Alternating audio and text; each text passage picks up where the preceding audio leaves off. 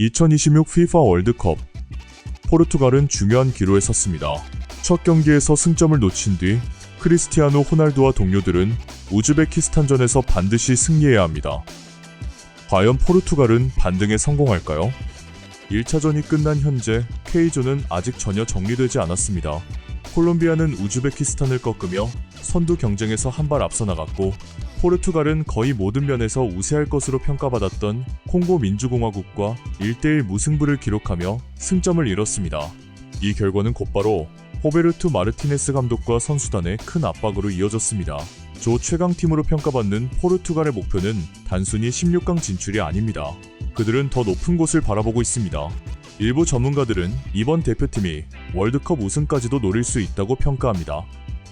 그렇기 때문에 콩고민주공화국전 1대1 무승부는 여러 의문을 남겼습니다. 포르투갈은 결정력을 잃은 것일까요? 개인의 번뜩이는 순간에 지나치게 의존하고 있는 것일까요?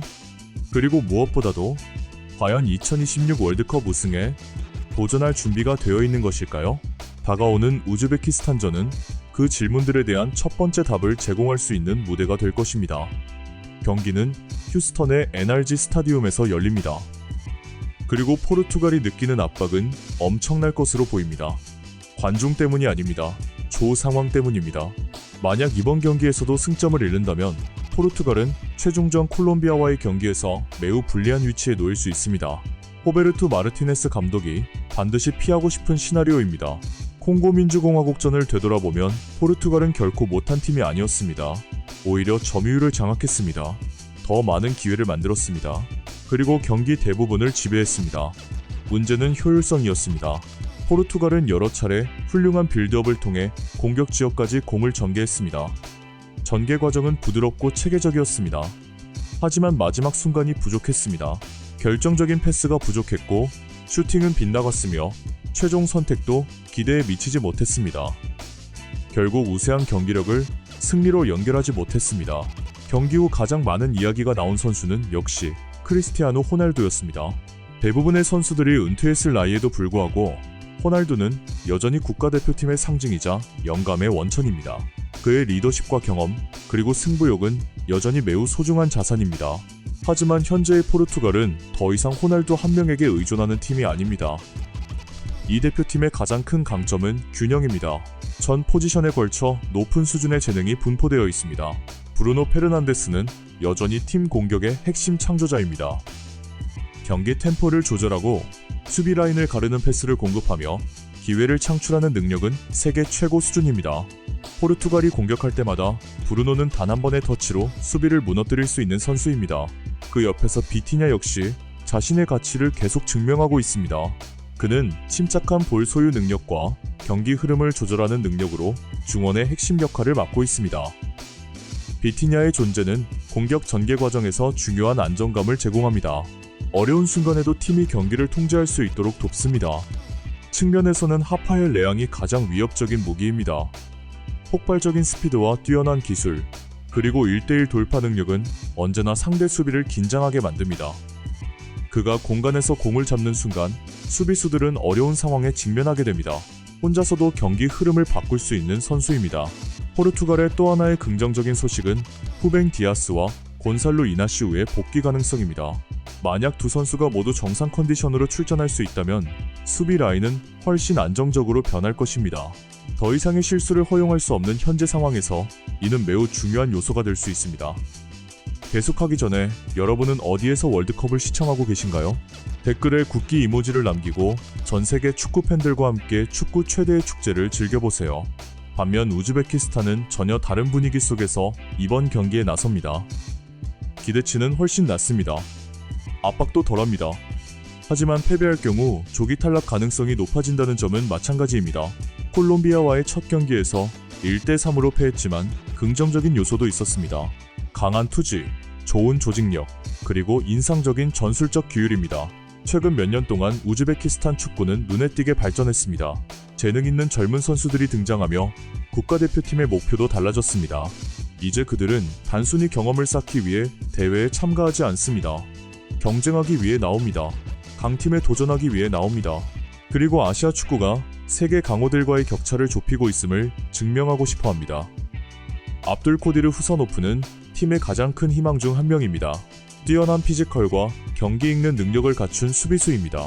그의 위치 선정과 수비 집중력은 포르투갈 공격진을 상대하는 데 매우 중요할 것입니다. 특히 호날두를 비롯한 포르투갈 스타들을 막아내는 핵심 역할을 맡을 가능성이 높습니다. 공격에서는 엘도르 쇼무로도프가 가장 경험 많은 선수입니다. 제한된 기회 속에서도 득점 기회를 만들어내는 능력이 중요합니다. 강팀을 상대할 때는 기회가 많지 않습니다. 따라서 찾아온 기회를 반드시 살려야 합니다.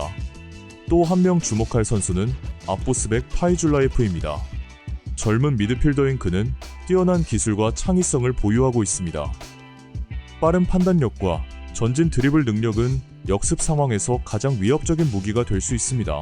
하지만 포르투갈을 상대로 이변을 만들기 위해서는 몇몇 선수의 활약만으로는 부족합니다. 거의 완벽한 경기가 필요합니다.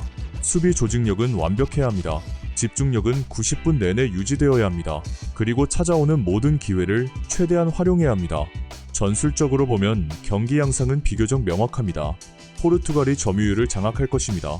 라인을 끌어올릴 것입니다. 그리고 지속적으로 압박을 가할 것입니다. 반면 우즈베키스탄은 수비 안정성을 최우선으로 둘 가능성이 높습니다. 최대한 오랫동안 균형을 유지하는 것이 목표가 될 것입니다. 가장 중요한 승부처는 중원입니다. 브루노 페르난데스와 비티냐에게 공간이 주어진다면 포르투갈은 많은 기회를 만들어낼 것입니다. 하지만 우즈베키스탄이 라인 간격을 좁히고 조직적인 수비를 유지한다면 포르투갈을 답답하게 만들 수도 있습니다. 그리고 큰 기대를 받는 팀에게 조급함은 매우 위험한 요소가 될 수 있습니다. 또 하나 중요한 변수는 선제골입니다. 포르투갈이 먼저 득점한다면 경기는 빠르게 기울 수 있습니다. 우즈베키스탄은 더 많은 위험을 감수해야 하고 그 과정에서 더 많은 공간이 생길 것입니다.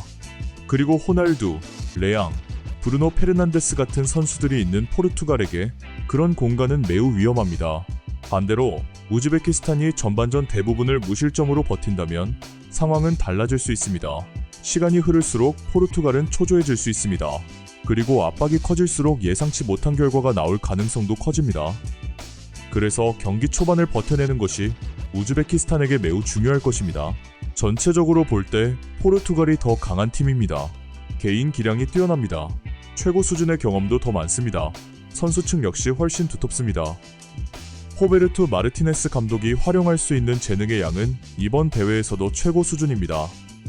우즈베키스탄은 조직력과 투지로 큰 존중을 받을 만한 팀입니다.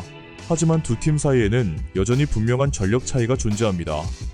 포르투갈이 본래의 경기력을 보여준다면 승점 3점을 가져갈 가능성이 높습니다. 우리의 예상 스코어는 포르투갈 3대0 우즈베키스탄입니다.